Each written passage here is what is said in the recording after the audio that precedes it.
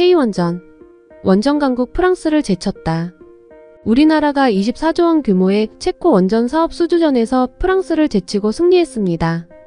체코 정부는 두코바니 지역의 1000메가와트 규모 원전을 총 2기 건설하는 사업에 우선 협상 대상자로 한국수력원자력을 선정했다고 17일 밝혔는데요. 한수원은 이번 입찰에 한국전력기술, 한전 KPS, 한전원자력연료, 두선에너빌리티, 대우건설 등과 팀코리아 컨소시엄을 이뤄 참가했습니다. 체코 정부에 따르면 두코바니 원전 2기를 짓는 사업비는 한국 돈으로 약 24조 원으로 예상되는데요.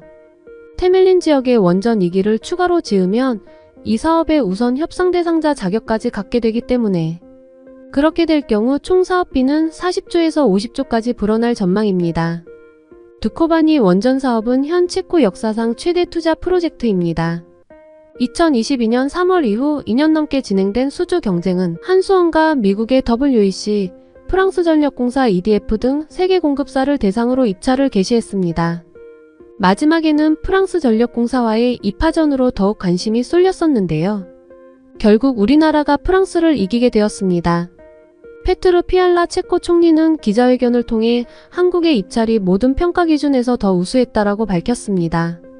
실제로 체코 정부는 저렴한 건설 단가와 적기 시공 이력에서 한국 컨소시엄을 높이 평가한 것으로 알려졌습니다.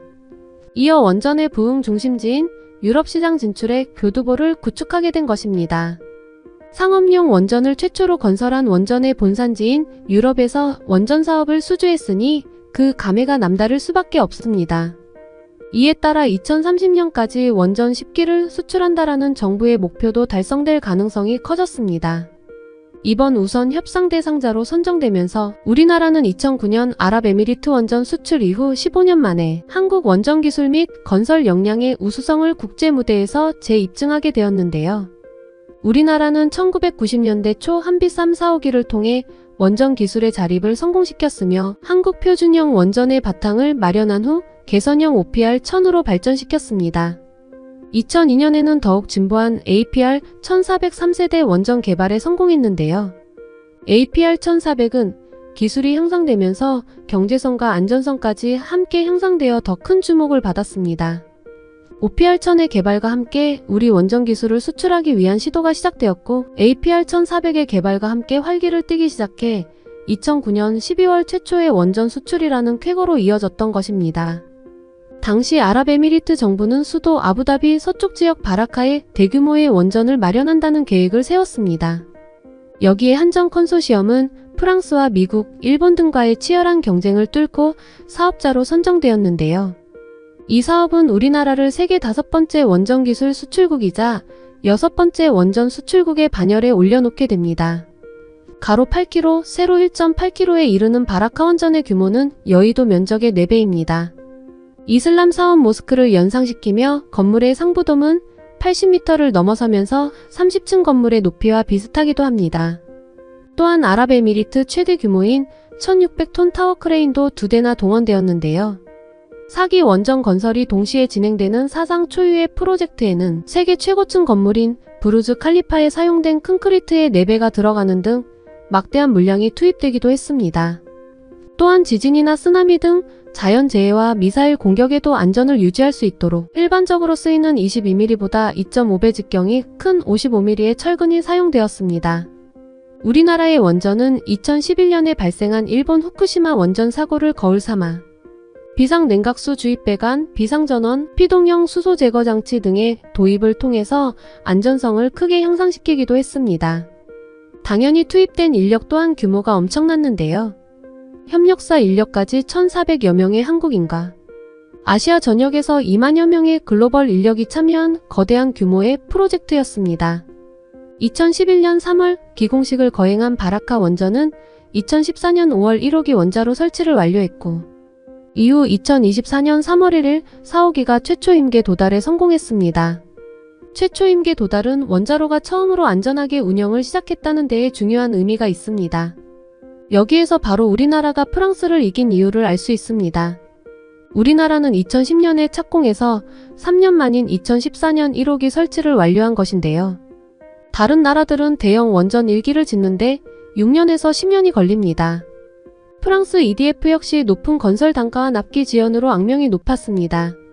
EDF가 핀란드에 지은 올킬루오토 3호기는 기술적 결함이 발견되는 바람에 예정보다 13년 늦게 전력을 생산했습니다.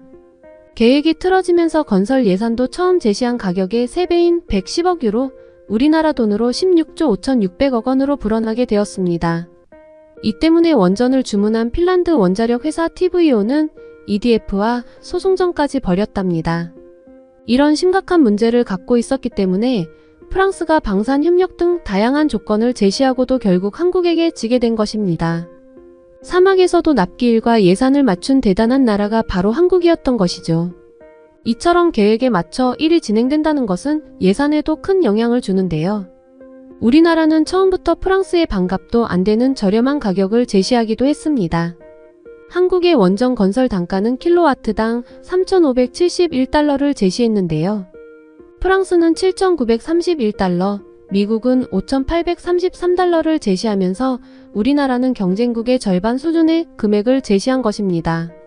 한수원의 관계자는 1970년대 원전을 도입한 이래 지난 50여 년 동안 국내외에서 36기의 원전을 지속해서 건설해왔다.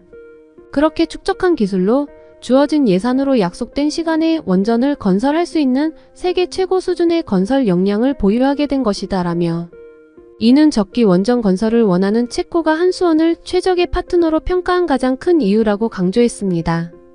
또한 우리는 얼마에 한다고 하면 딱 그 금액으로 맞춘다. 최근 신한울 1호기 같은 경우에도 당초에 약속한 금액에 딱 맞춰서 완공을 한 것이고 그런 나라는 지금껏 없었다라고 강조하기도 했습니다. 실제로 세계의 다른 나라들은 정확한 예산과 약속한 시기에 준공을 한 곳이 하나도 없습니다. 그러면서 당초 제시한 금액보다 2배, 3배 늘어나기만 하니 몇 년이 걸리는 큰 공사를 진행한다는 것이 큰 무리가 있는 것입니다. 세계원자력협회에 따르면 오는 2030년까지 전 세계적으로 160여 개의 원전 건설이 계획되어 있다는데요. 우리나라는 아랍에미리트 사례에서 보듯 원전 건설 역량, 원자로 기술, 가격 경쟁력 등을 종합했을 때 이 중 약 70기를 수주할 수 있는 실력과 경험이 있다고 평가받고 있습니다. 여기에 러시아가 우크라이나 전쟁으로 배제된 현재 상황을 감안하면 사실상 일본, 프랑스, 미국, 중국, 한국만이 세계에서 원전 수출이 가능한 국가입니다. 현재 유럽뿐 아니라 동남아시아와 아프리카에서도 한국형 원전에 관심이 높아지고 있는 시점이기 때문에 한국의 원전 업계에는 기회라고 볼 수 있습니다. 유럽 진출의 신호탄을 쌓아올린 지금이 바로 우리 원자력 기술의 우수성을 증명할 수 있는 때인 것이죠. 세계 최고로 나아가기 위한 대한민국의 행보에 기대를 걸고 응원합니다. 오늘 준비한 소식은 여기까지입니다. 구독과 좋아요 부탁드립니다. 감사합니다.